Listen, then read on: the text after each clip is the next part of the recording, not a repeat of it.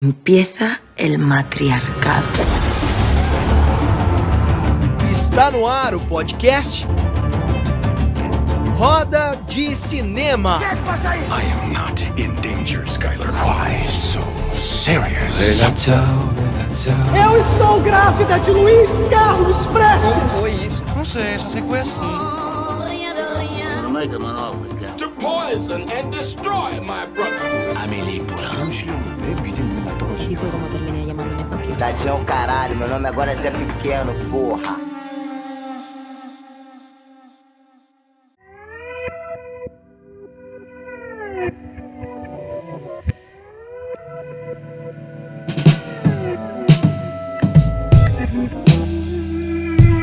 Muito bem, sejam todos bem-vindos a este podcast incrível chamado Roda de Cinema. Eu sou o Fabrício Rinaldi, hoje 7 de julho de 2020. Lembrem de seguir a gente em todas as redes sociais que estamos, que significa seguir a gente no Instagram, @Roda de Cinema, no YouTube, digita lá Roda de Cinema, segue a gente, clica no sininho, dá curtida no nosso vídeo e também siga a gente no Spotify, na Anchor, na Breaker, Rádio Public e todas as plataformas de podcasts que estamos. Lembrando que este projeto não é só um projeto de audiovisual, não. Também é um projeto de cunho social, é isso mesmo. Você pode ajudar a partir do nosso catarse.me. Entra no catarse.me, digita lá Roda de Cinema, entra e ajuda a gente que toda a verba arrecadada, tirando os custos de produção, será revertida em cestas básicas e doados a comunidades carentes que foram vítimas do Covid, né? Muitas pessoas, infelizmente, estão passando necessidade em função da falta de trabalho, dos problemas econômicos que o nosso país está vivendo. Muito bem. Hoje na bancada comigo estão eles, como sempre aqui, nosso queridíssimo psicanalista, Edu Casão. Boa noite, Edu. Fala, Fabrição. Fala, ouvinte, quem tá aqui no YouTube. Tamo junto. Muito bem. Também temos conosco ele que é o produtor, ele que consegue coisas para nós, o incrível Hugo D'Avanço. Boa noite, amigos. Prazer estar aqui mais uma vez. Queria dizer que, já que a gente tá falando de cinema, uma coisa que eu odeio que façam, ou que eu faça também, é dar spoilers. Mas hoje eu posso dar um spoiler que a gente vai ter uma aula aqui nesse podcast. Muito bem, exatamente. Hoje a gente costuma fazer entrevistas, né? Mas hoje, especificamente, a gente decidiu ter uma aula, porque quem a gente chamou aqui, eu vou apelidar já de cara de El Professor. Muito bem, eu não estou falando do ator da Casa de Papel, mas sim, ele é um professor e ele vai dar uma aula hoje pra gente. E eu vou já começar o spoiler aqui com o currículo do cara que não tem como, tenho que ler este currículo, né? Esta pessoa atua há 30 anos no mercado de audiovisual. Ele é graduado em marketing pela ESPM, possui pós-graduação em produção audiovisual no Instituto EAV, European Audiovisual Entrepreneurs, na França, e é mestrando em comunicação pela ESPM. Na área de publicidade, ele produziu comerciais premiados nos principais festivais internacionais, como, por exemplo, Cannes Lions, Londres e Nova York. No mercado de entretenimento, ele assina como produtor e coprodutor nos longas metragens exibidos e premiados em festivais como Cannes, Berlim, Veneza e Havana. Você queria que esse currículo fosse seu, né? Você vai chegar lá ainda. Por enquanto, a gente vai aprendendo com quem já tá. Em 2019, ele foi produtor do filme Laços, Turma da Mônica, e do incrível Adoniran, o documentário Adoniran, Meu Nome é João Rubinato. Estou falando nada mais, nada menos do que ele, Cal Quinta! Boas noites, meu querido. Seja bem-vindo a este novo podcast. Obrigado, Hugo, Fabrício, Casão. Delícia estar aqui com vocês. E, cara, eu preciso pegar a gravação desse podcast depois e mandar para minha mãe, que ela vai ficar orgulhosa dessa apresentação, bicho. Caramba. Pois é, né, cara? Você imagina, né? Ser orgulhosa da apresentação, orgulhosa do filho. Eu fico rasgando seda, né, do nosso convidado, né? Mas que não tem como, gente. Eu admiro mesmo e quando eu admiro, eu falo. Muito bem, vamos começar então a nossa entrevista no dia de hoje. Bom, Cal, diz uma coisa pra gente já de cara. Como que tá o seu atualmente? A gente tá de quarentena. Como é que você tá conseguindo produzir? Se é que você tá conseguindo produzir? O que você está fazendo neste momento de quarentena, essa coisa maluca? Como que tá a tua relação com este momento do planeta? Aprendido nos últimos 4 meses a ser, mas enfim, eu fiquei meio neurótico em casa, cara.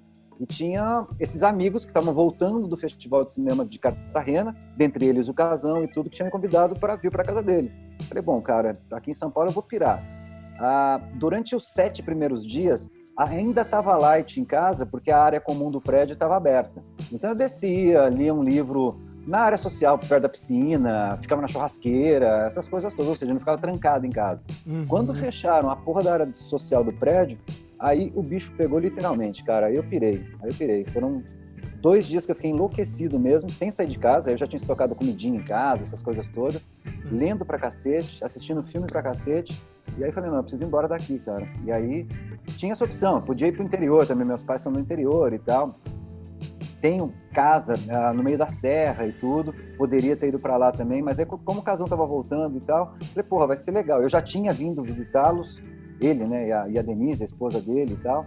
Falei, não, vai ser legal lá, até porque a gente estava com alguns projetos já que estavam começando a andar. Falei, bom, a gente já toca, então respondendo essa história sua, não, a gente já toca esses projetos que a gente tem na cabeça e tal, começa a botar essas coisinhas para andar e vamos embora. Enfim, cara, isso aconteceu há 120 dias atrás. Que loucura, né, cara? Voltei para São Paulo 2 vezes só. Enfim, e tenho planos de ficar aqui pelo menos mais alguns meses, enquanto ele me aguentar, enquanto a situação do Covid também não se estabilizar, pelo menos. Enquanto pelo menos não tiver um remédio que seja eficiente, né? Que seja eficaz. Agora nem se fala disso, né? A regra da liberação é ter uma vacina, né? Não é o governador falar ou não, né? Eu vou sair quando não estiver morrendo mais ninguém, tipo, não, acabou. Não tá morrendo mais ninguém. Tá bom, agora eu vou sair. Antes disso, a gente não tem porquê. Tipo, ok. Cara, e como ficam, Cal, as produções com relação a isso? Porque, cara, parou o mercado, né? Como é que tá isso aí? Pelo que você tá sentindo dos teus amigos produtores? Cara, parou no mundo inteiro, assim. Eu acho que foi um evento que... Não sei se... Eu acredito que não. Em nenhum outro momento da história a gente teve um evento que tenha tido uma relevância global, assim, que o mundo inteiro tenha parado, cara. Literalmente. E pessoas angustiadas, pessoas com medo, pessoas ansiosas, sem saber... enfim, com insegurança. Será que eu vou morrer? Será que eu vou viver e tal? Eu acho que um evento desse tamanho no mundo até hoje não aconteceu. Primeiro que a gente não tinha a cobertura que a gente tem de mídia hoje, a gente não tinha internet, enfim. A gente tinha todas essas barreiras temporais e físicas, né, em outros momentos da humanidade e tal. Então, acho que pela primeira vez na história mesmo, a gente é vítima de uma pandemia que tomou a proporção que tomou, sendo que a gente já não tem nem barreira física mais e nem barreira temporal mais, muito por conta de internet, por conta da mídia, né, de cobertura midiática, esse tipo de coisa. Então, foi um fenômeno realmente global, cara. E aí parou isso no mundo inteiro, né? As produções pararam no mundo inteiro e tá todo mundo até agora ensaiando ainda como voltar. Em alguns lugares já está aberto, né? Já é possível filmar de novo e tal. Alguns países agora já estão reabrindo salas de cinema com todas essas medidas de segurança, distanciamento de 2 metros. Países que já controlaram seus números, né?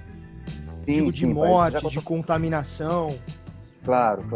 Mas o que a gente tem visto muito também, cara, é países que estão abrindo coisas e estão fechando, né?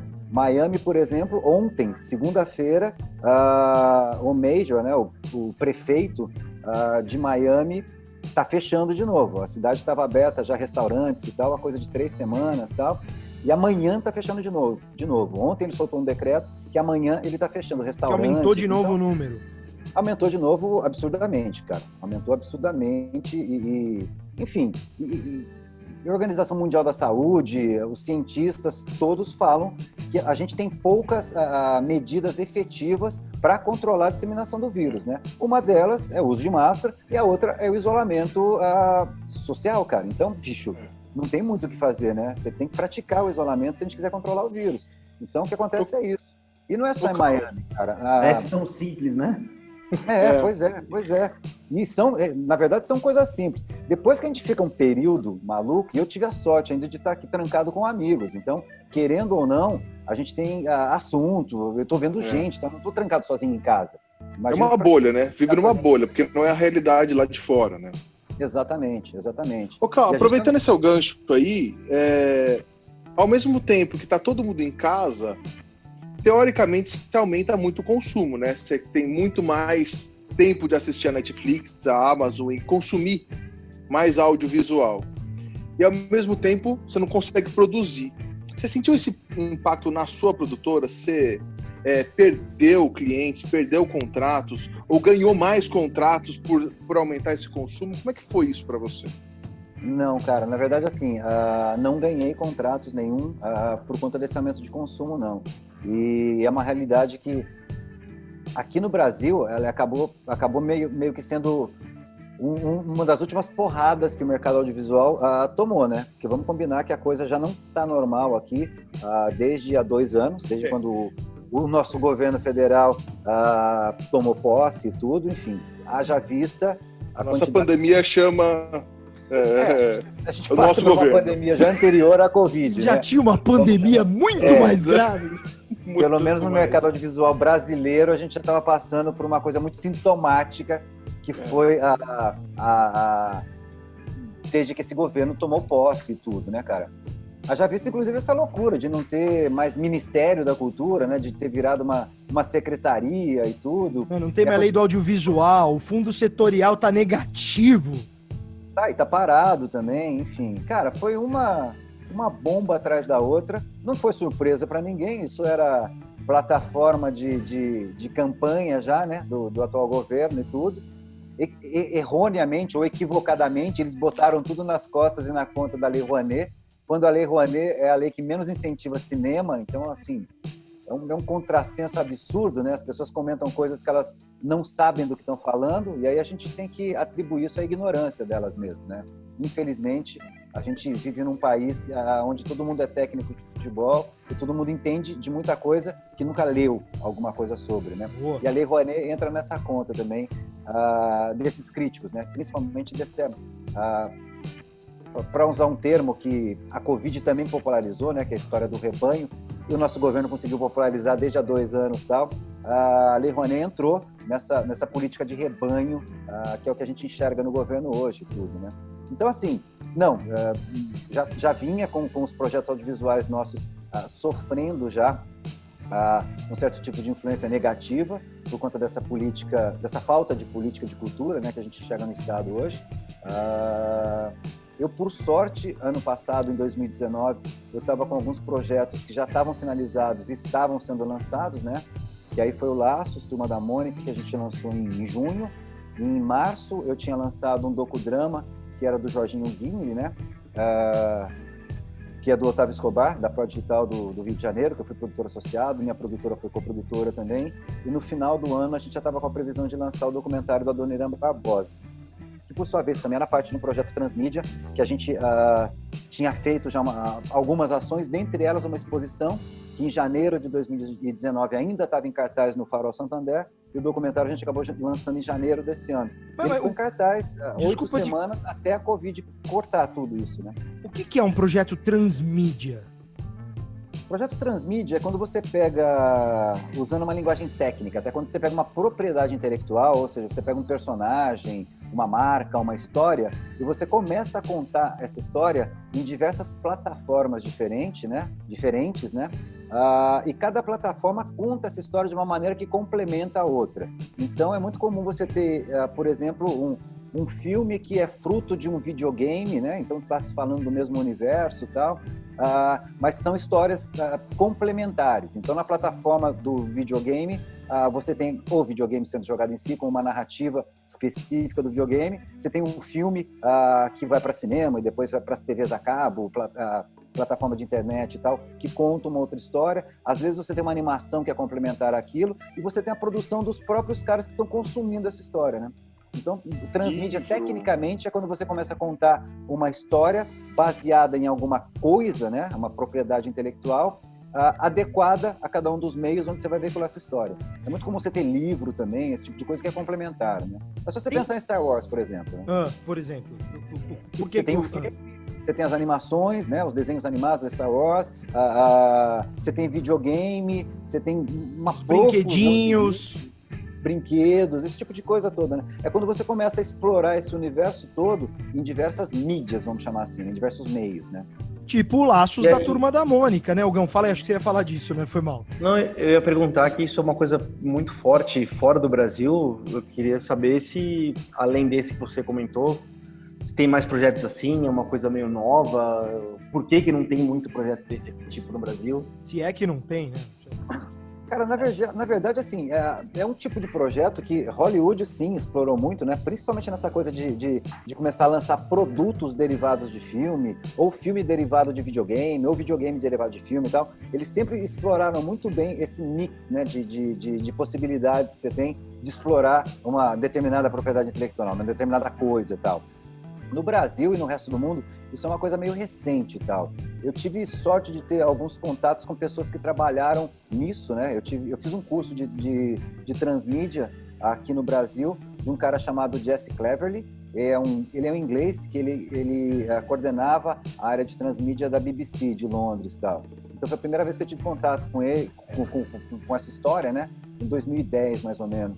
E aí, todos os projetos de lá para cá que eu comecei a trabalhar, eu tentava colocar alguma coisa, alguma noção, né, dessa técnica de transmídia e tal, até porque você potencializa, né? Quando você lança vários produtos em várias plataformas, você está conversando com diversos públicos, né?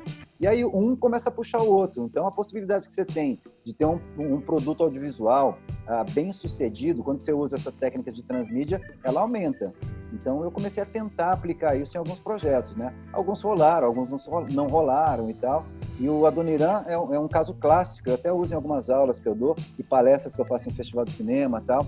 Eu até uso o Adoniran, porque a gente começou fazendo um curta-metragem de ficção, onde a gente colocava o Adoniran como um personagem nas histórias dele, né, que eram crônicas as músicas dele. Então, o Paulo Miklos está interpretando o Adoniran, que é um cara que mora numa maloca, que ele divide com Mato Grosso e com Joca. Aí você tem o Bar da Esquina, que é o Black Ties, que ele cantava também. A garçonete Black Ties, a Iracema, que é uma outra personagem do universo do Adoniran. Enfim, então a gente começou a explorar esse universo mesmo, né, Adoniran Barbosa, de diversas maneiras. Começou com o curta, aí a gente começou a trabalhar no documentário. Na pesquisa do documentário, a gente descobriu 14 músicas inéditas do Adoniran Barbosa, e aí chamamos intérpretes contemporâneos para gravar essas músicas. Ney Mato Grosso, a Lineker, a Fernanda Takai, do Patofu, o Criolo e tal. Aí disso a gente lançou um CD e um DVD.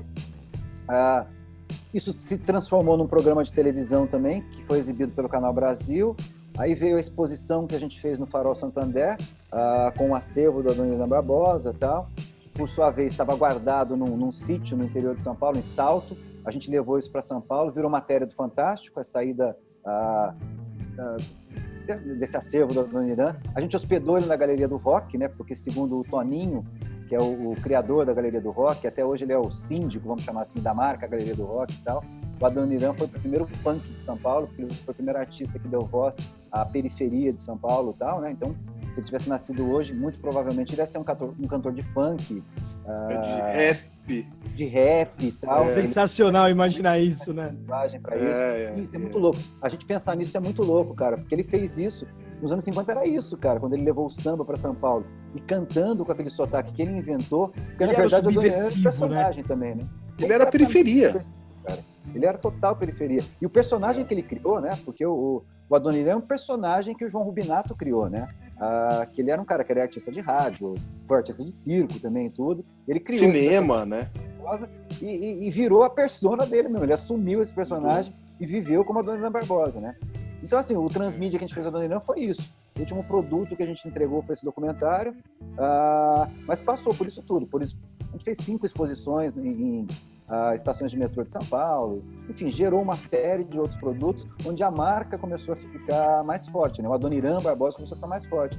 E com isso, começou a tocar mais em rádio também as músicas dele. A Brahma chamou a gente para ajudar na tematização do camarote no Carnaval em São Paulo e tal. Foi todo tematizado com a Dona Irã Barbosa. E aí teve show dentro do camarote do Zeca Pagodinho e de outros músicos e tal. E eles sempre cantavam as músicas da Dona Irã. Demônios da Garoa tocando. Enfim, você começa a trabalhar o universo inteiro, cara. E aí te facilita, né? Cada produto que você vai botando, os caras começam a assistir também, né? Você vai criando um universo de pessoas também assistindo esses produtos, né? Sabe o que me chamou a atenção aqui? Professor, me tira esta dúvida, professor.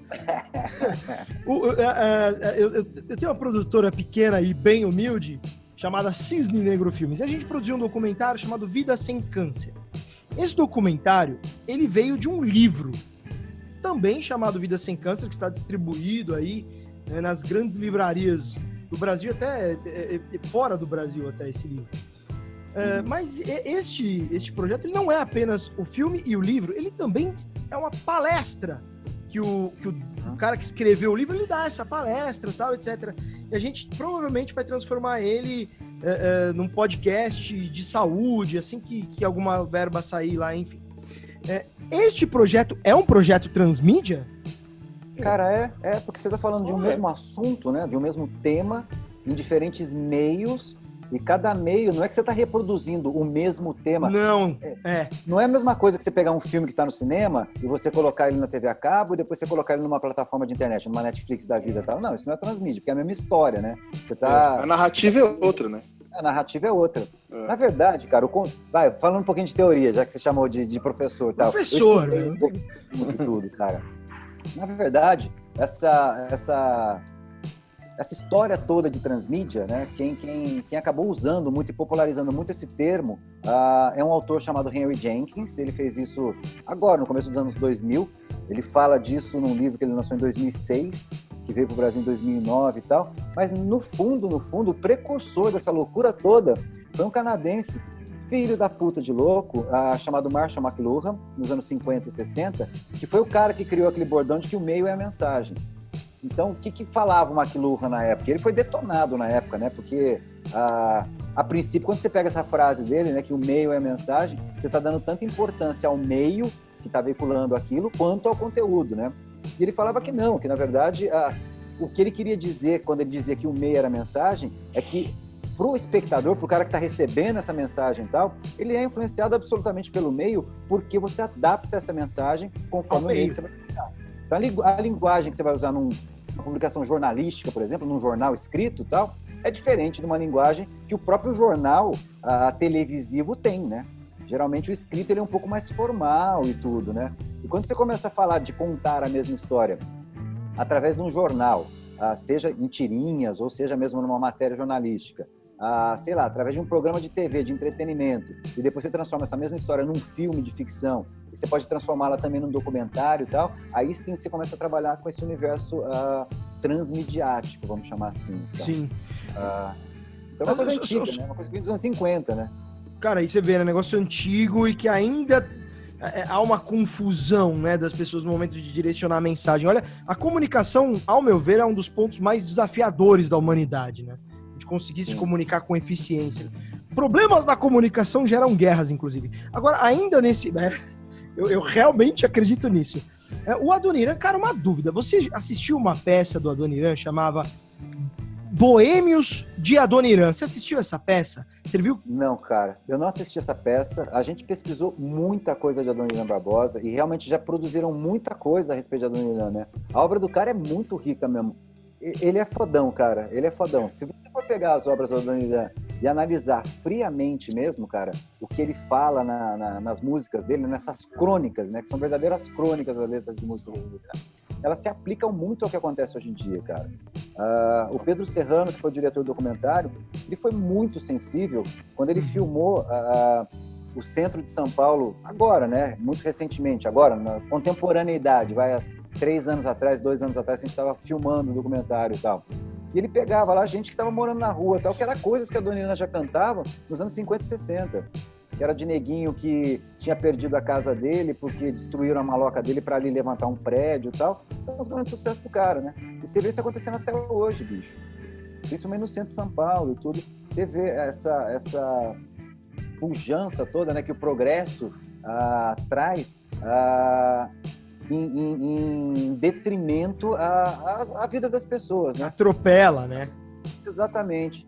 Então, quando aparece, até falando de novo da porra da pandemia, do Covid e tal, quando aparece uma coisa dessas, né, que te obriga a repensar um pouco o modo de vida, né, que aí muita gente começou a falar, não, mas na verdade essa pandemia está vindo como uma resposta do planeta a essa coisa toda desregrada que a gente tem e tal. Cara, é pra fazer pensar mesmo, bicho. É pra fazer pensar. Vou aproveitar teu gancho aí de aproveitar de pensar e o que o Adoniran falava. Qual o trabalho que você fez que mais te ensinou, que mais te tocou? Que você trouxe um aprendizado de vida? Que documentário, que filme, que trabalho você fez e você falou assim, cara, isso mudou minha vida como pessoa?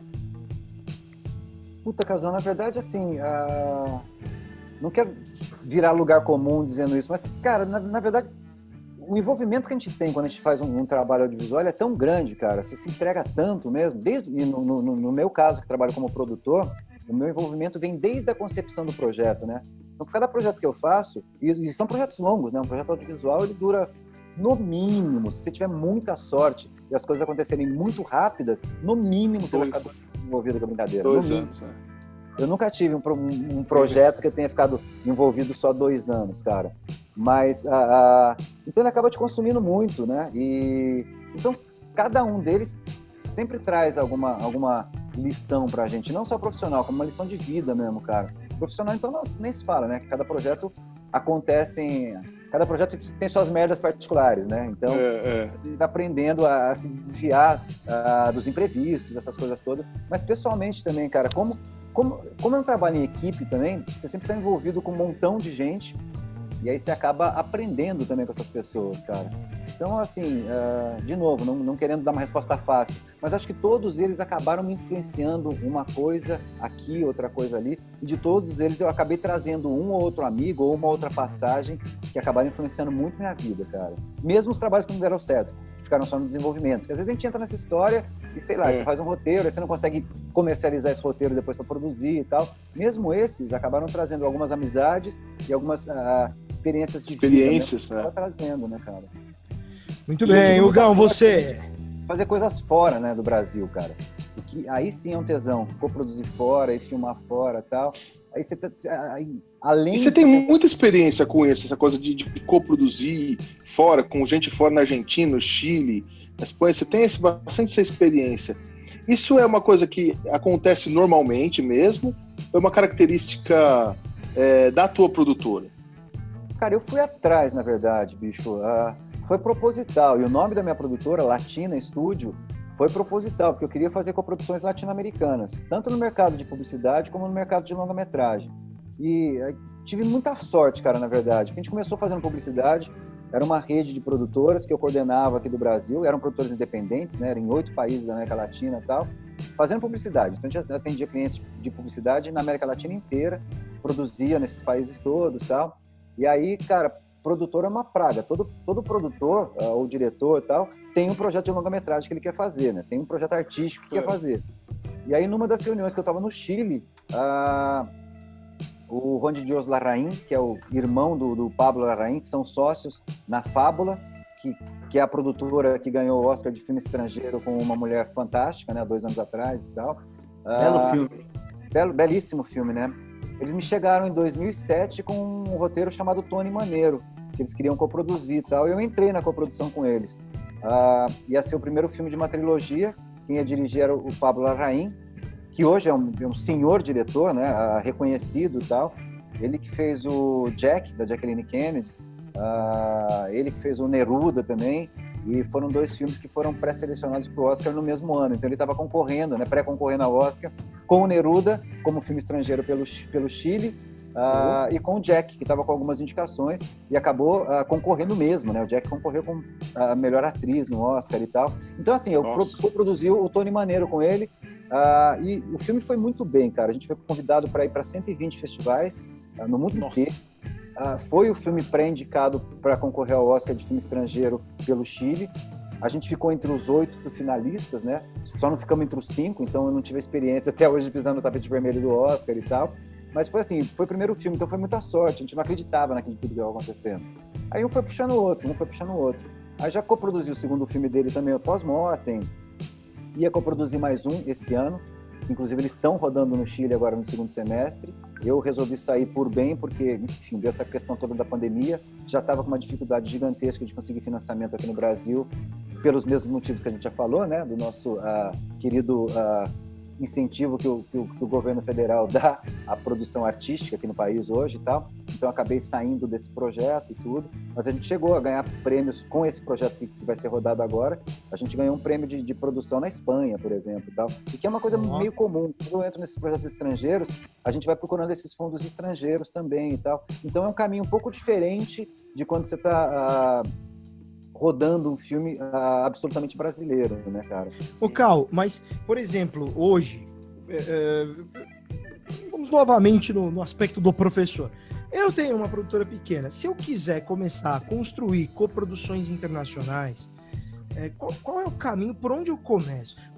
Pensa que a gente tem diversos pequenos produtores que vão ouvir isso, alunos, ex-alunos, pessoas que querem tocar ou pensar no projeto deles como uma coprodução internacional. Da onde começa? Quem que eu ligo? Qual que é o início desse caminho aí? Cara, a primeira coisa que você precisa é conhecer gente do mercado internacional, obviamente, né? Para você poder ir atrás desses projetos que eles já tenham ou oferecer projetos que você tenha e que sejam possíveis de fazer uma coprodução internacional, né? Aí, o mais adequado é que você faça isso com países onde o Brasil tenha algum tipo de acordo de coprodução internacional. Tipo o Canadá, aí, que tem um acordo legal, parece, né, com o Canadá. Tem um acordo do mercado de animação, tem um acordo do mercado de televisão. O Brasil tem acordos bilaterais, né, com alguns países, tem com França, tem com a Alemanha, Europa, tem com a Itália. E tem acordo em grupos também, né? Então o Brasil faz parte do acordo ibero-americano, que são todos os países ibero-americanos, mais a Itália, né?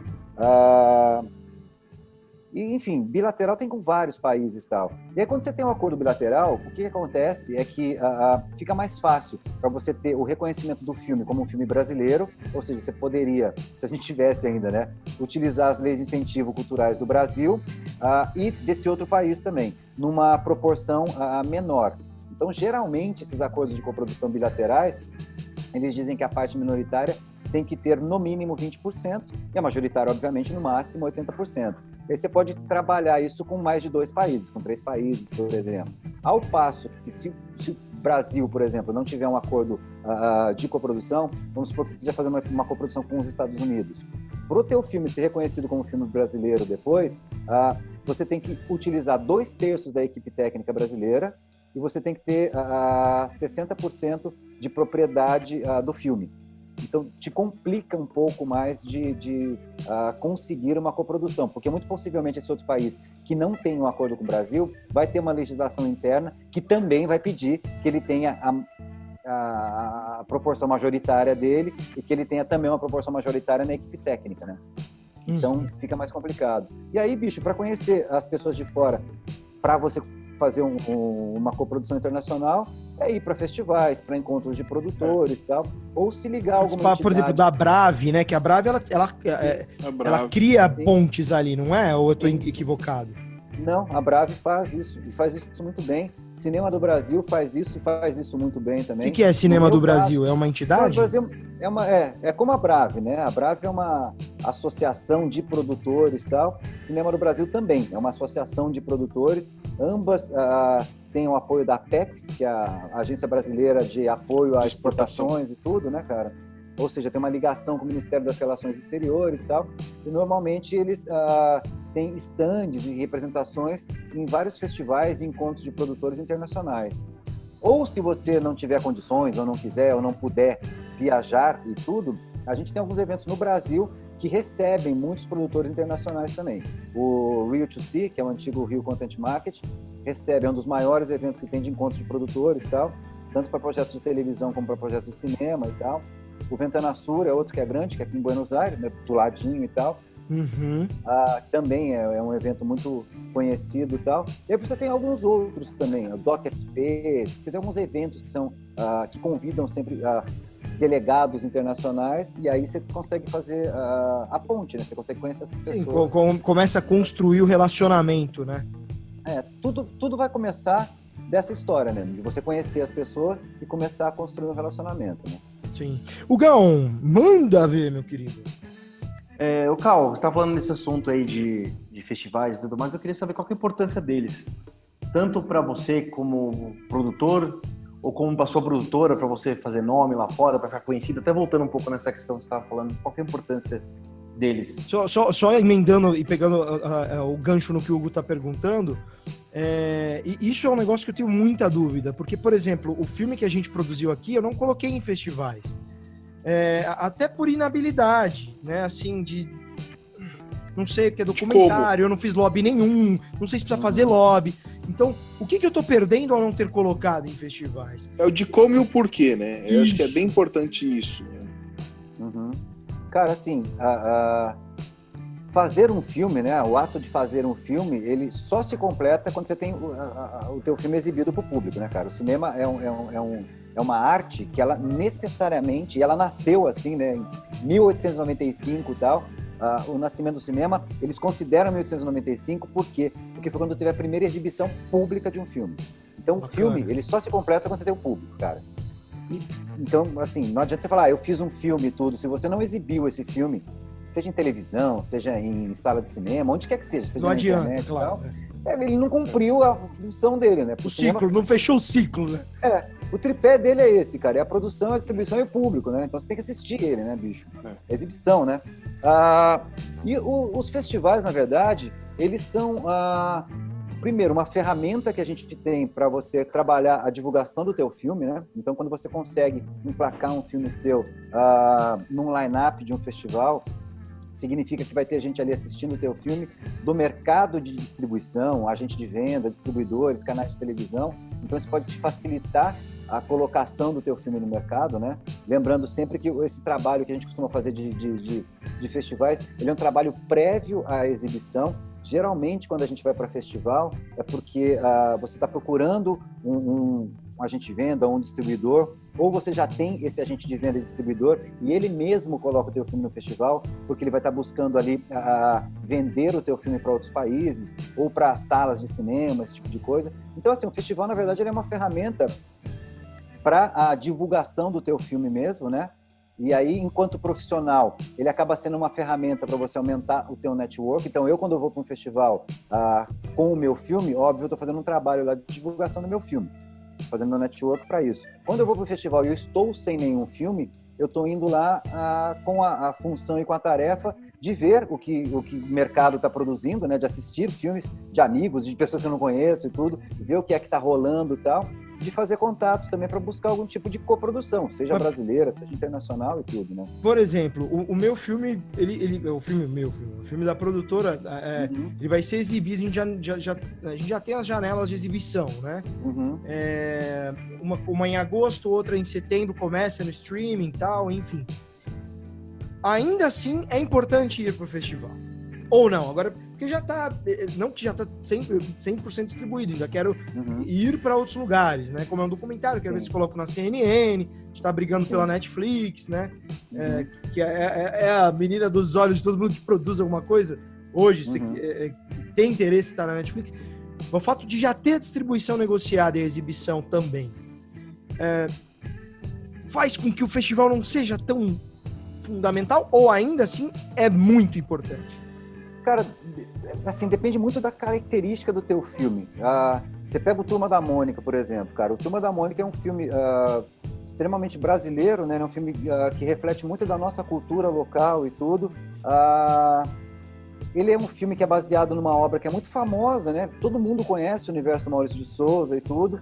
Então, o Turma da Mônica em si, a gente não trabalhou um circuito de festivais dele, né, com ele, prévio à exibição, né? A gente partiu direto para exibição em salas de cinema e tudo, e ele acabou sendo convidado para ser exibido em alguns festivais. Então ele foi exibido em Gramado, onde inclusive eles fizeram uma homenagem do Festival de Gramado ao Maurício de Souza, né? Ele recebeu um título lá pela obra dele, pela contribuição que ele deu ao cinema, e a gente exibiu o filme lá. Ele foi exibido no Festival de Petrópolis, onde ele participou de uma ação social que eles distribuíram, sei lá, acho que 2 centenas ou 3 centenas de óculos para crianças de escolas carentes da região de Petrópolis e tal.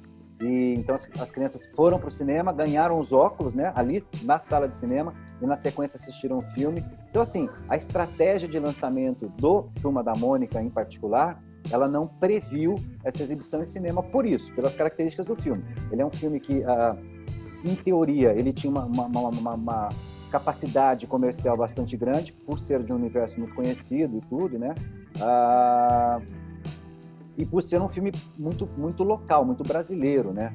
Então, se, por exemplo, ele não tivesse uma característica tão brasileira, assim, tão nacional, seria interessante, eventualmente, a gente trabalhar com ele num circuito de festivais estrangeiros, para você poder tentar vender o filme, sei lá, na França, na Espanha, onde quer que seja, né?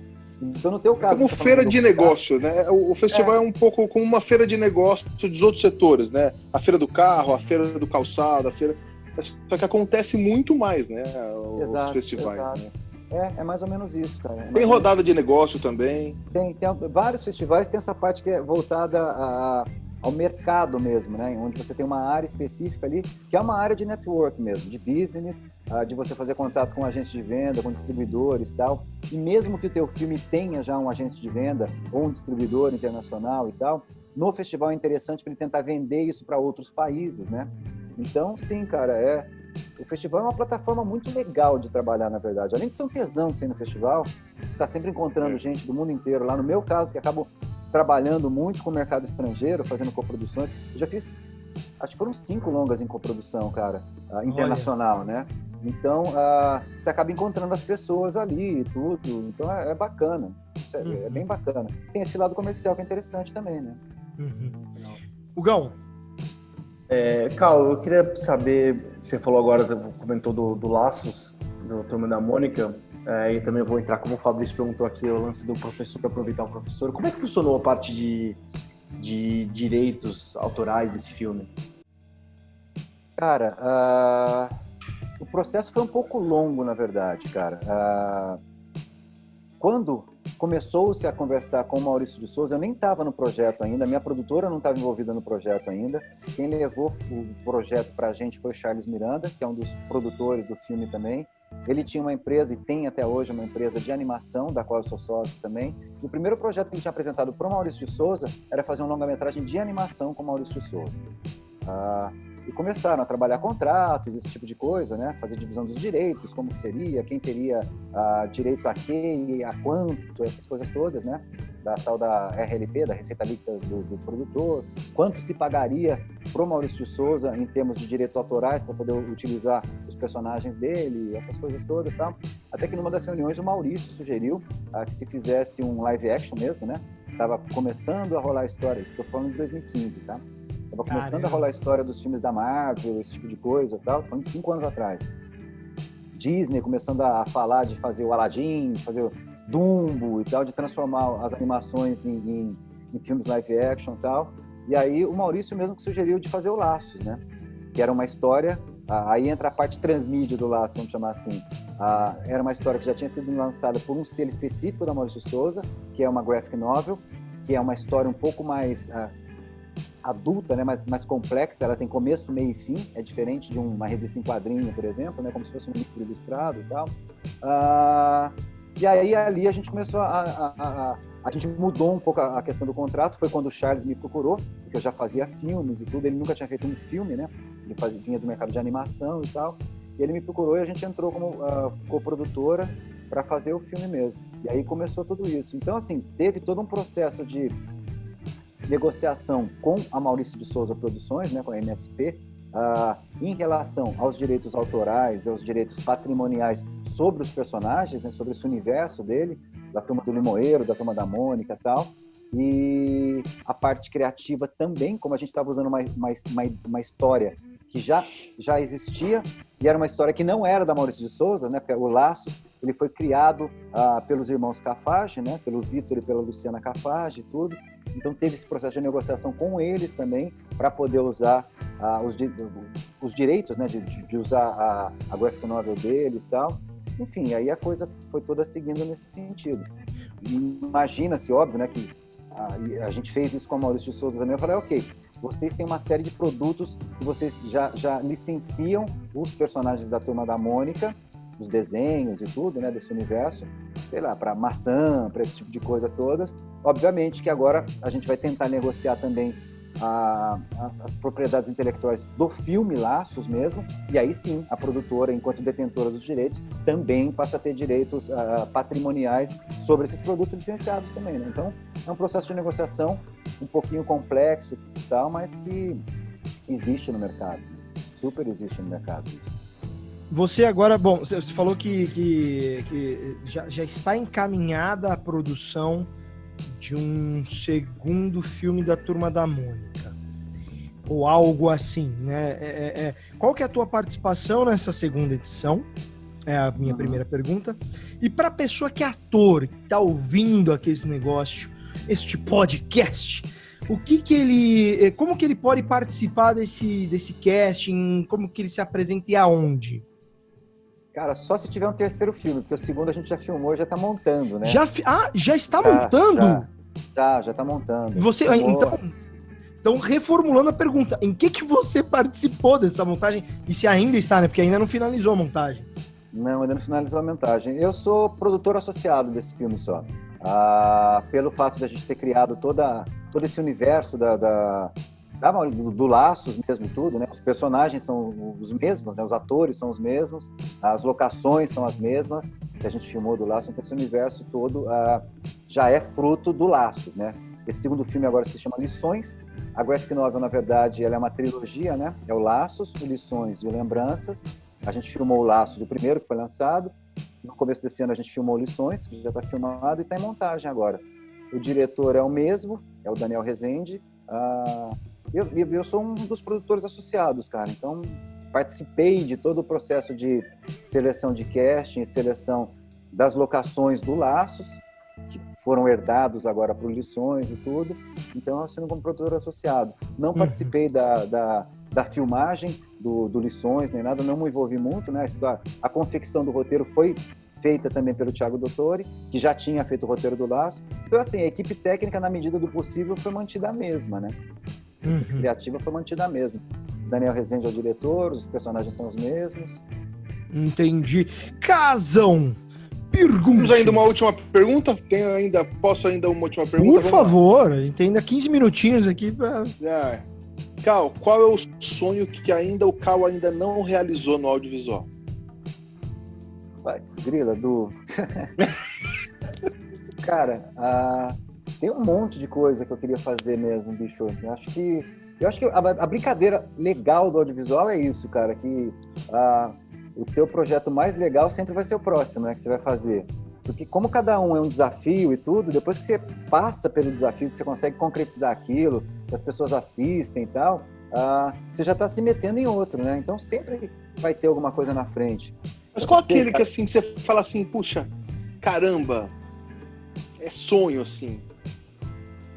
Cara, o que eu tenho tentado muito é o seguinte, Casão, é pegar esse universo transmídia mesmo, cara, e começar a aplicar ele na prática mesmo com as coisas. Então, assim, o que eu tenho muito tesão de fazer ainda é, de verdade, criar algum tipo de universo novo, né? Sim, que ninguém tenha feito ainda, né? Sem plagiar ninguém, e conseguir adaptar essa obra para uma cacetada de meios, cara. Transformar isso num longa, numa série que vá para... Num longa que vá para cinema mesmo, né? Numa série que vá para plataforma de internet ou para canal a cabo, e que isso vire livro, esse tipo de coisa. É trabalhar no universo meio completo mesmo, cara. Acho que todo mundo que hoje em dia trabalha com audiovisual quer ter acesso a uma plataforma de internet, né? Netflix, Amazon, Globoplay, quem quer que seja, tal. Você quer... porque essas plataformas hoje elas estão cumprindo um papel muito louco, que é transformar produções locais em grandes sucessos de público globais, né? Você tem um exemplo aí de La Casa de Papel, que foi uma série que não deu muito certo quando foi feita pela primeira vez na Catalunha. Hoje é o maior sucesso de língua não inglesa da Netflix. O próprio 3%, né, cara, que fez um baita sucesso fora do Brasil, principalmente, e tal. Então, assim, trabalhar com esse universo é uma coisa que me deixa muito com tesão, cara. Isso... Legal. Se desse para escolher um tom assim, seria humor, drama, ação. Você tem uma menina dos olhos assim ou não? Gênero cara, preferido? Eu queria trabalhar com Não, eu enxergo, assim, ao invés de enxergar algum gênero, alguma coisa assim, eu enxergo muito o tipo de universo que eu gostaria de trabalhar, cara. E um universo que tá me dando muito tesão mesmo de trabalhar ultimamente é um universo um pouco mais de pessoas mais jovens, cara, de millennials, de adolescentes, assim. Porque isso automaticamente você consegue transformar numa série, você consegue criar canais de rede social, YouTube, esse tipo de coisas todas, com outro tipo de conteúdo que seja complementar. Você consegue jogar isso para game, você consegue transformar isso em livro, enfim. Você consegue trabalhar esse universo de uma maneira um pouco... Não gênero, mas target. Target, cara. Eu acho que o target e o universo mesmo, o assunto, o tema. O tema.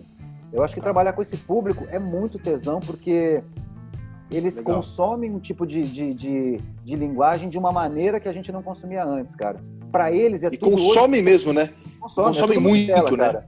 É tudo multitela, bicho. O cara tá assistindo um filme, tá com o celular dele, conversando com um amigo sobre aquele filme, tá fazendo um comentário no Twitter, tá postando que ele tá assistindo aquilo no Instagram e tal. Então, assim, é tudo meio que misturado. Isso eu acho fascinante, cara. Isso muito louco, na verdade.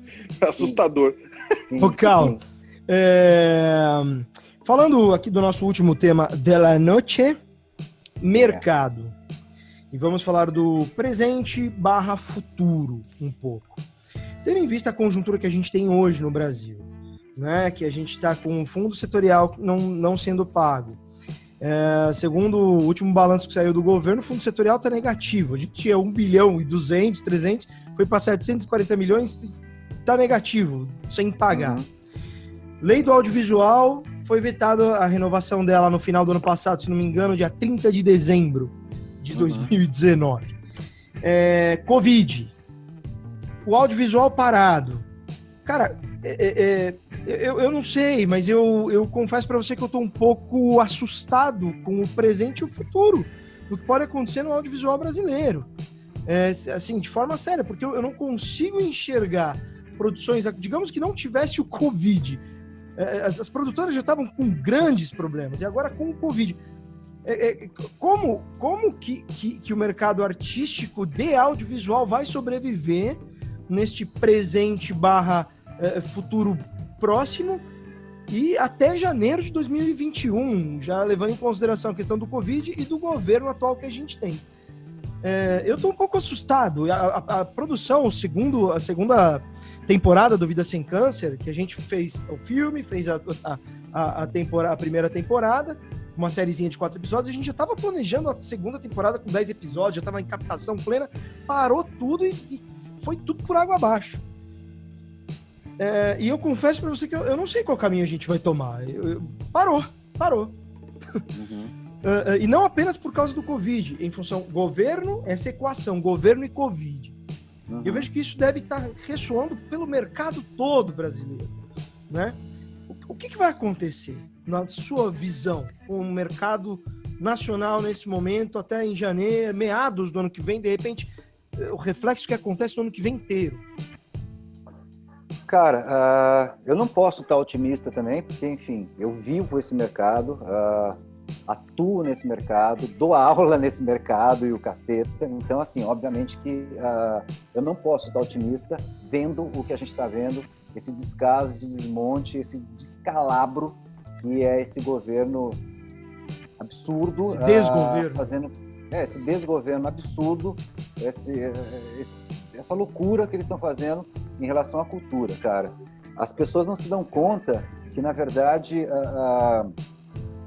o cinema, o audiovisual, na realidade, não é nem só o cinema, o audiovisual mesmo, cara, ele é uma das puta ferramentas que você tem para divulgar uma cultura, os hábitos e os valores do seu país, cara. E para sempre, o negócio que você faz fica para sempre. Sim. A gente começa a ver, e economicamente também, sabe? Economicamente também. A hegemonia dos Estados Unidos, que começou nas décadas de 30 e 40, né, que se implementou no mundo inteiro nas décadas de 30 e 40 do século passado, né, 1930, 1940 e tal, foi uma política de Estado, cara. Na verdade, os Estados Unidos começaram a incentivar muita produção de audiovisual americano, primeiro porque eles queriam controlar um pouco a opinião pública interna, então eles queriam mostrar aqueles valores americanos, e era a época do surgimento da televisão e tudo, então eles distribuíam os filmes, os programas e tal, vendendo valores americanos para americanos mesmo, e aí quando o mercado interno deles estava saturado, eles tinham que vender os produtos deles, porque era a época de boom da indústria americana também, período de pós-guerra e tal, eles tinham que vender isso para o resto do mundo. A Guerra Fria, doutrina Truman, né? Não, foi antes, né? Foi antes disso. Antes ainda. Na verdade, essa hegemonia toda começou, esse movimento americano todo começou no final da Segunda Guerra. E até a Segunda Guerra Mundial, o cinema era todo francês. Nos 30 primeiros anos, né, de cinema, ou seja, os anos 10, 20 e 30 do século passado e tal, eram dominados pelos franceses, cara. 70% do mercado mundial de cinema, não tinha televisão na época ainda, era francês. As grandes produtoras eram francesas, os diretores eram franceses, enfim, eles dominavam esse mundo. Eles tinham sala de cinema nos continentes todos. Eram salas, na época, as produtoras faziam seus filmes, distribuíam seus filmes e exibiam seus filmes também. Eles compravam salas, os franceses, né, compravam salas na Índia, na China e tal, e mandavam os filmes franceses para lá. Quando os Estados Unidos começou a tomar conta disso, foi política de Estado, cara. Primeiro, para conseguir controlar politicamente o mercado interno deles e depois para conseguir exportar os produtos americanos. Para colonizar, de certa forma, também, ou não? Total. Faz parte de uma política de colonização. Uma colonização midiática. Esse é o termo corretíssimo para isso e tal, cara. Isso. E é um movimento que a Europa tentou, e tenta até hoje, né, conter um pouco. Então é muito comum na França você ver uma defesa de mercado muito grande da parte da indústria francesa de audiovisual, para evitar, que aí não é nem só americano, para evitar que outros países entrem lá muito hegemonicamente. Na Alemanha você vê isso, na Inglaterra você vê isso, ou seja, nos países desenvolvidos do mundo você vê isso mesmo, né? E tem um limite, né, para entrar, né? Tem, todos os países têm um limite para entrar. Porque, cara, na verdade, assim, a gente sim vende valores do país através de audiovisual. Hoje em dia as pessoas consomem audiovisual globalmente, cara, principalmente agora através das plataformas e tudo. Meu, isso é um poder econômico, inclusive, que você tem, que é estratégico. Você movimenta tudo, porque você não é o filme, você vai um estilo, e esse estilo pode exportar a indústria.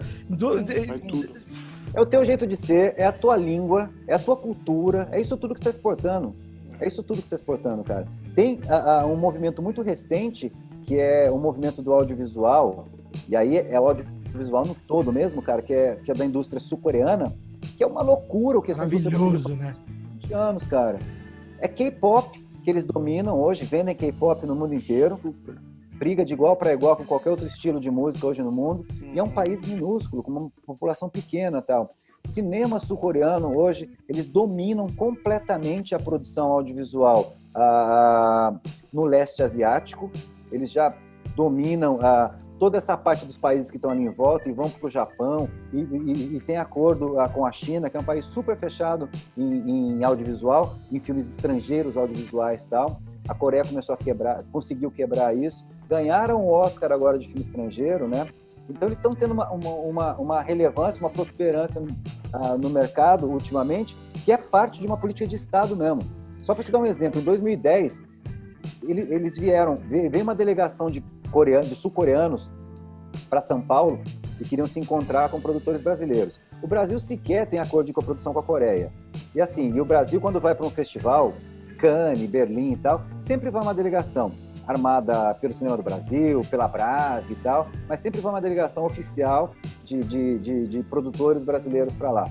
Delegação em torno de 20 pessoas, 15 pessoas, depende do festival, às vezes mais, às vezes menos e tal.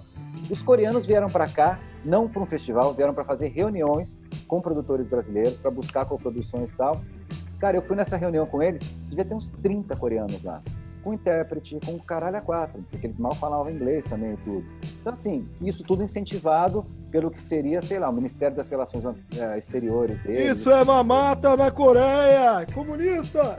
É comunista! É como a gente sempre diz, mamata é comunista. Deixa eu tomar minha cloroquina, eu já volto aqui para falar. Ô, Cal, só uma coisa que é importante, e você como conhecedor, deixar claro aqui, os Estados Unidos, quando você diz política de Estado, é o governo pagando audiovisual, correto? Mano, é o governo pagando o audiovisual, porque o mercado de audiovisual americano hoje é o segundo maior mercado que traz divisas para o país. Eles só perdem hoje para o mercado aeroespacial. O mercado... Calma, audiovisual americano louco. é a segunda maior economia interna dos Estados Unidos. É a segunda maior atividade que leva divisas para os Estados Unidos. Só perde para o mercado aeroespacial. Mas até hoje o governo paga produções, paga... Sim, claro. Você tem uma série de incentivos, cara. Tem uma série de incentivos lá. Protecionismo. Você tem uma incentivo série de fiscal para filmar incentivo em tal fiscal. Cidade. Sim, você tem protecionismo lá.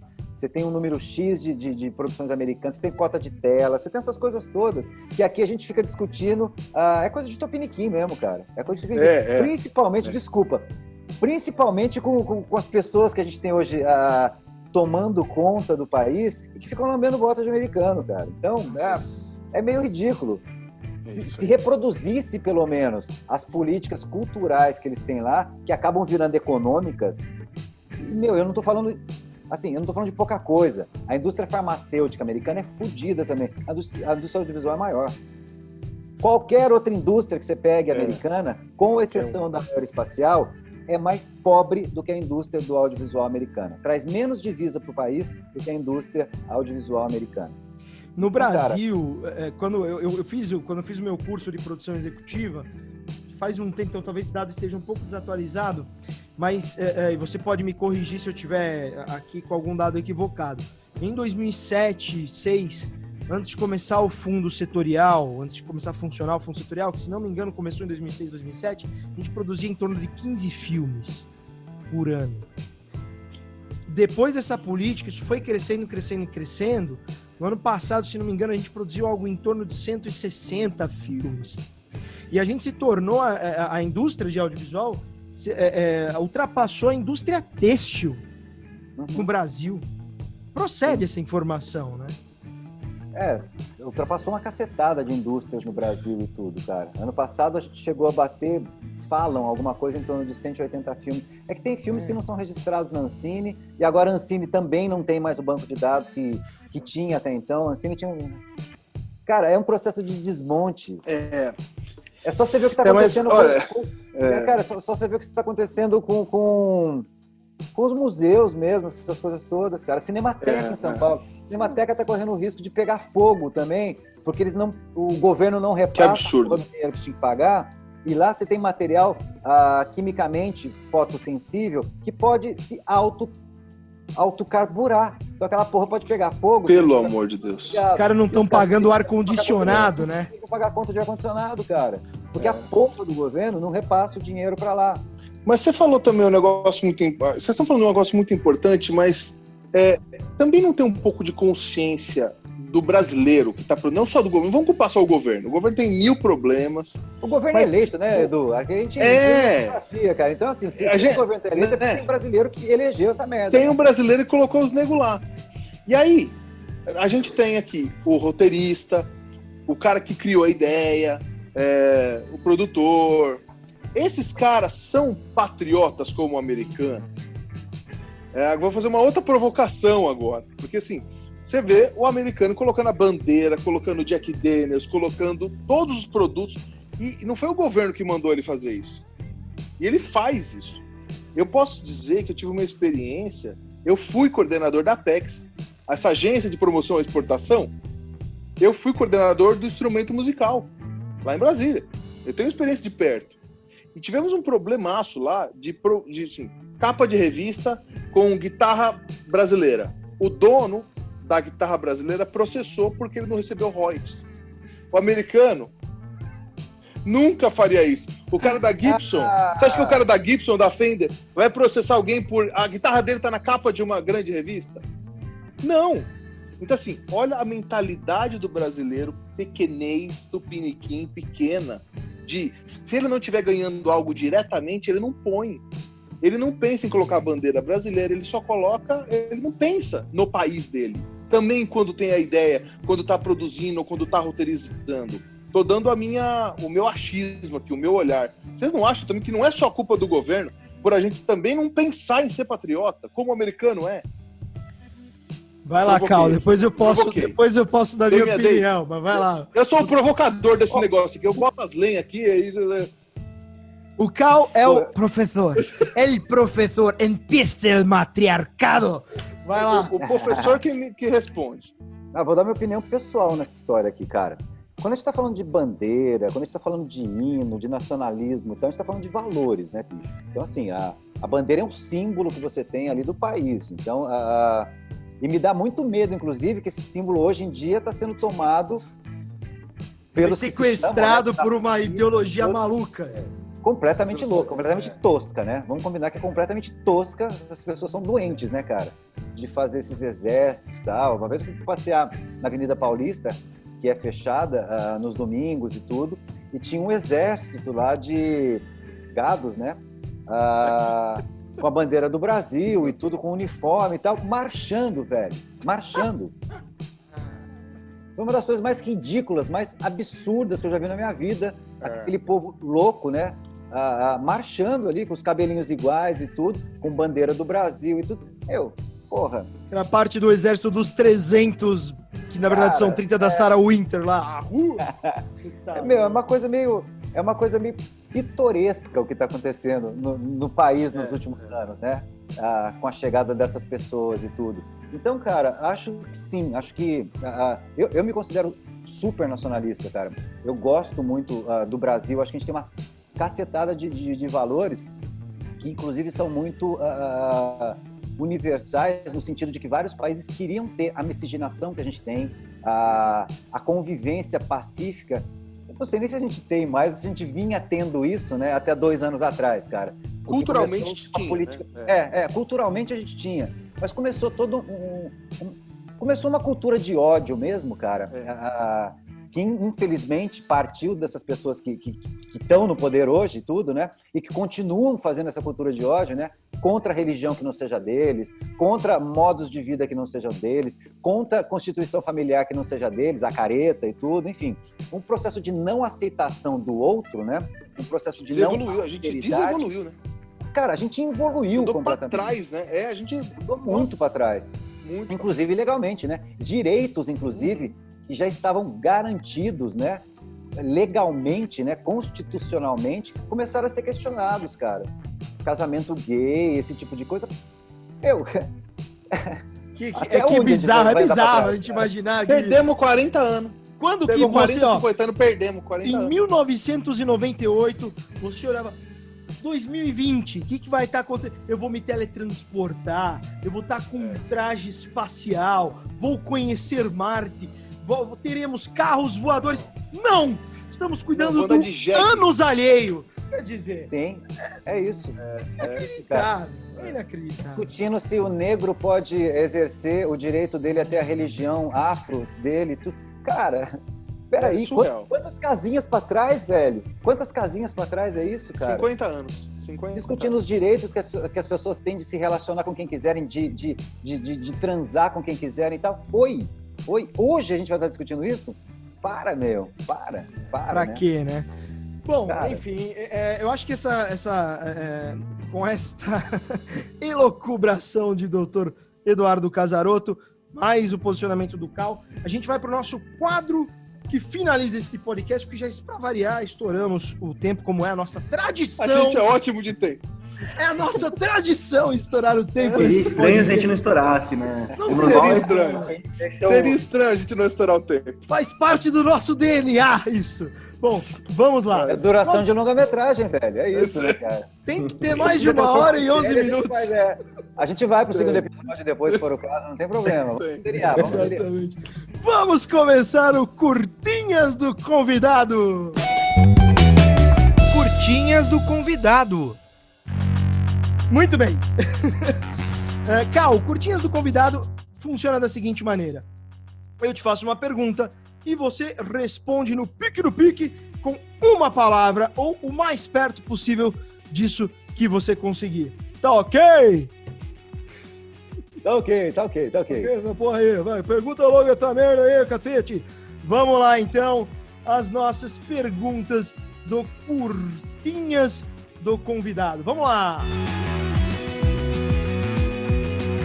3 filmes preferidos. Cara, você me Filmes pega. brasileiros. 3 filmes brasileiros preferidos. Pariu. Aí se complicou mais ainda, né? Esse eu não assisti. Vamos lá, cara. Pra mim, tá? Pessoalmente, independente de técnica, de qualquer coisa, os filmes que me emocionaram e me emocionam e tudo, cara. Cidade de Deus, acho um filme genial, fantástico, mais recente e tudo, né, cara? Baile Perfumado é um filme que eu piro. A trilha sonora daquele filme, pra mim, é uma coisa marcante, absurdamente boa e tal.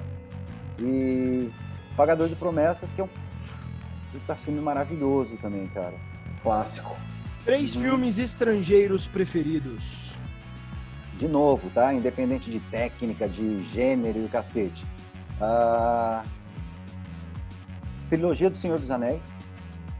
É o que eu prefiro, porque eu li Tolkien quando eu era pré-adolescente, reli Tolkien quando eu era adolescente, reli Tolkien de novo quando eu era adulto, babei em tudo que tinha a ver com esse universo que o Tolkien criou, de ter criado a porra da língua élfica dele e tudo. Led Zeppelin, quando gravou música falando de Tolkien. Enfim, sempre pirei nisso, cara. E quando saíram os filmes, foi uma coisa enlouquecedora pra mim. Eu ia assistir nas estreias, essas coisas todas. Então, é um universo que mexe muito comigo, assim, cara. Gosto pra caceta. Mas então, em aspectos de produção, é genial, cara. Esse seria... vamos chamar a trilogia de um filme só, né? Ok. Trilogia não, entrou até o Hobbit depois também, né, cara? Então já são vários. Mas esse universo Tolkien, pra mim, é um dos preferidos, tal, bacana. Cara.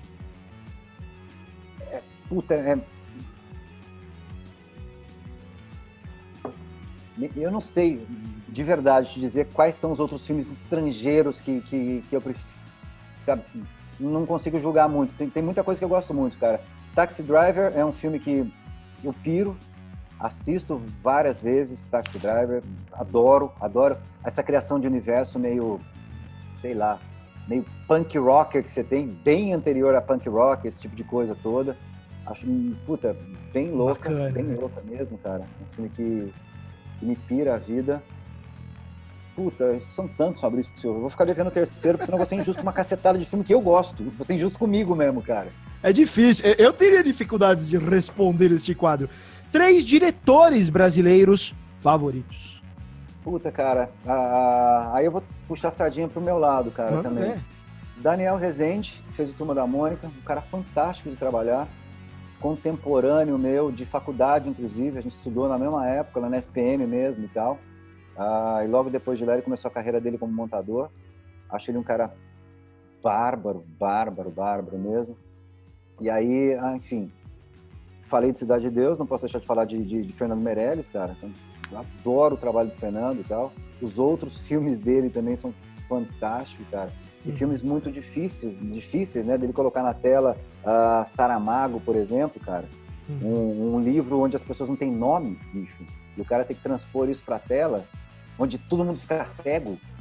Cara, isso é uma loucura. Esse filme, pra mim, é uma obra-prima. Até por ter lido a obra do Saramago também, tudo, e gostar muito. Você vê que eu tenho uma ligação meio grande entre literatura e cinema e tudo, né, cara? Quando ele se aventurou a fazer um ensaio sobre a cegueira, cara, eu falei, que merda vai dar isso? Ou vai ficar muito bom ou vai ficar muito ruim. E eu gosto muito do filme. O filme tem uma série de críticas e tal. Gosto muito... preciso até mostrar, peraí. Vai lá. Aqui esse só pra você... É maravilhoso. Vamos ver. Gosto tanto, um dos livros que eu tenho é o livro sobre o filme, né?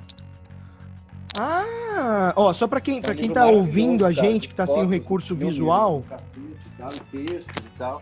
O Cal tá mostrando o livro Bárbara. sobre o filme. Tem essa conexão muito grande entre literatura e audiovisual também. Não, muita gente tem. E para não perder o costume, eu não vou falar de um terceiro diretor brasileiro, porque eu vou ser injusto comigo também, cara, de deixar muita gente que eu gosto fora. Essa galera. O próximo toda, já pergunta 2 só.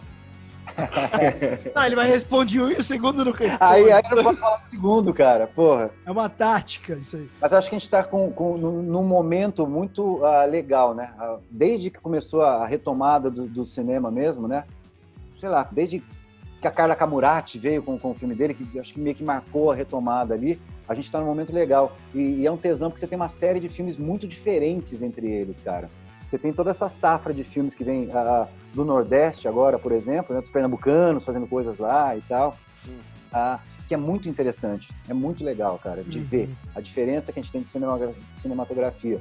Os caras que estão fazendo os projetos deles, que tem uma cara muito única em Minas Gerais, por exemplo, mesmo as experiências que a gente tem de fazer filmes mais comerciais, vamos chamar assim, que é uma coisa que vem de Rio de Janeiro, de São Paulo e tal, acho que a gente tem filmes muito bem feitos, com esse tipo de linguagem também, né? Que se utilizam de atores da Globo e tal. Acho que eles pegaram uma fórmula ali que funciona, que leva público ao cinema. E, de novo, o cinema só se realiza quando você tem o público ali assistindo também. Então, acho que respeito muito esse tipo de filme também, né? Esse gênero de filme, vamos chamar assim, que é mais popular e tudo. Acho que a gente sempre teve no nosso DNA de brasileiro essa coisa de prezar o popular mesmo, né, cara? Eu já vi essas porno chanchado, essas coisas todas, os trapalhões, né? Esse tipo de coisa que eram mais populares e levavam gente pra caceta em cinema, cara. Então, eu gosto muito desse tipo de filme. Cresci vendo esse tipo de filme, né? Sim, sim. 3 diretores internacionais. Puta, cara, aí 3 é muito pouco mesmo, bicho. 3 é muito pouco mesmo, cara. Eu tenho assistido muito, tenho acompanhado, né, muito, tenho acompanhado, na medida do possível, essa onda toda de diretores latino-americanos que estão despontando agora, e aí tem os mexicanos e tal, e aí, de novo, vou puxar a sardinha pro meu lado, para mim, um dos grandes caras hoje, e até pela maneira de trabalhar, e aí estou julgando tanto o lado profissional do cara, como o lado pessoal mesmo. O Pablo Larraín, para mim, é um fodaço mesmo, cara. E por isso que tá com os projetos dele em Hollywood agora, tal. A trilogia dos mexicanos, né? A Iñárritu, os caras que estão fazendo uma cacetada de filmes históricos mesmo, né? Uma coisa boa, né? É demais, cara. Porque eles estão vindo de uma cultura, é muito louco quando você tá falando de colonialismo cultural e tal. Isso no México se aplica pra caralho, meu. Eles são meio que quintal até dos Estados Unidos, né? As influências ali são muito grandes e tal. E os caras conseguiram, ainda assim, trabalham em Hollywood e tal, mas o cinema que eles fazem, né, os audiovisuais que eles fazem, tem uma característica tão local mexicana, os caras conseguem ser criativos nesse ponto, que é fantástico mesmo. Que é fantástico mesmo, bicho. Então, acho que essa leva de latinos que tem surgido também nos últimos anos é fundamental. É fundamental, cara. Muito bem, ainda não acabou. Quais os 3 melhores países com produções? Quais as produções dos 3 melhores países? Quais países? Oh, meu Deus do céu! Essa... Corta. É a hora. Quais 3 países têm as melhores produções, na sua opinião? Oh, meu Deus do céu! Vamos lá, cara. Inegavelmente, Estados Unidos, bicho. Lá tá um negócio. Os caras são fera, né? Então, sabem fazer. A narrativa dos caras é fodida, é profissional. Eles estão fazendo isso profissionalmente já há um século, praticamente, né, cara? Do jeito certo, né? Como indústria mesmo e tudo, com o incentivo que tem que ter e tal. Então, obviamente, você acaba formando pessoas e que vão se exercitando, né? Não posso dizer isso estatisticamente, mas imagina-se que para cada um filme que eles façam que vira realmente um blockbuster internacional, quantos eles não fizeram, inclusive do mesmo diretor, do mesmo produtor e tudo, que deram errado, né? Então, a gente tem muito essa experiência mesmo. O audiovisual, ele é muito da história de você estar experimentado, né? E conseguir conversar com o público, desde a narrativa até a parte técnica toda, tal. Isso tudo compõe uma obra audiovisual. É um trabalho em equipe, né, cara?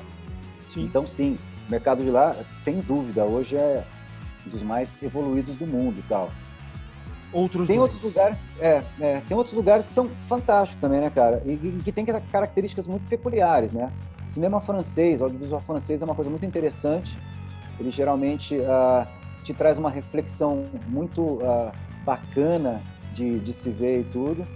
Cara, e a gente, querendo ou não, a gente é afetado pelo mercado também, né, meu? Então, essa coisa do cinema sul-coreano e tal, tem vindo muito pra cá, né? Não só o Parasita, como o Em Chamas também, que pra mim é outro puta filme. Parasita pra mim é um puta filme também. Em Chamas também é outro puta filme. E tem vários outros títulos também que vêm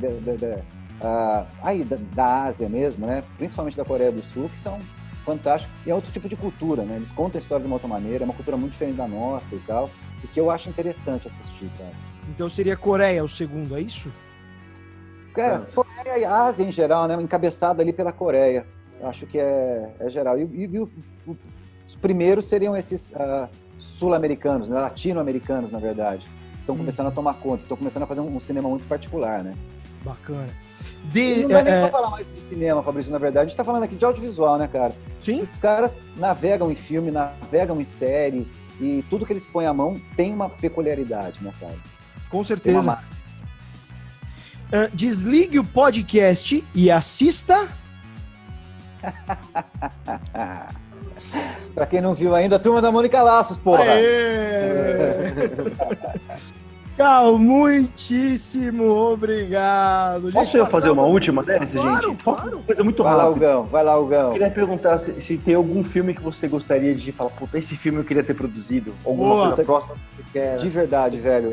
De verdade. Senhor dos Anéis, cara.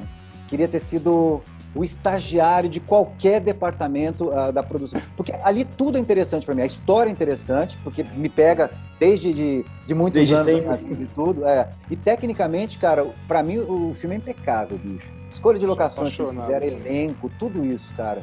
A recriação que eles fizeram desse universo, bicho, é uma coisa de outro mundo. Ali eu adoraria ter passado uns meses da minha vida. Gente, temos um fã aqui. Curtinhas do convidado. É isso aí, Cal. Muitíssimo obrigado pela sua aula de hoje. Não dá pra falar que isso foi uma entrevista, né, gente? Uma salva de palmas na nossa edição. O editor coloca agora já estamos com esse recurso de salva de palmas pós-produzido. Cal, muito obrigado. Casão, obrigado. Hugão, obrigado. Cal, por favor, seus agradecimentos, suas últimas palavras neste podcast de hoje. Fabrício, Hugão, Casão, muito obrigado pelo convite. Foi uma delícia conversar com vocês aqui. Vida longa ao programa, cara. Vida longa ao podcast e tudo. Contem comigo sempre. Obrigado pela chance de estar dividindo com vocês minhas opiniões humildes e tudo. Puta, super obrigado pela recepção, cara. Me senti super em casa conversando com vocês aqui. Foi de verdade uma delícia. Galerinha, segue todo mundo, é isso.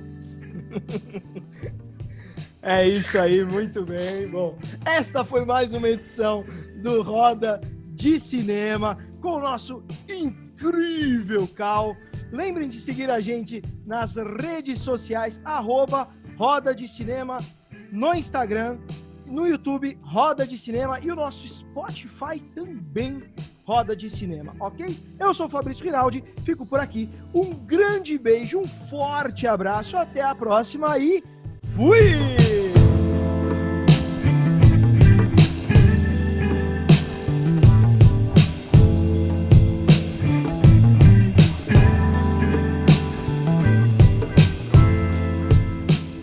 This is Sparta!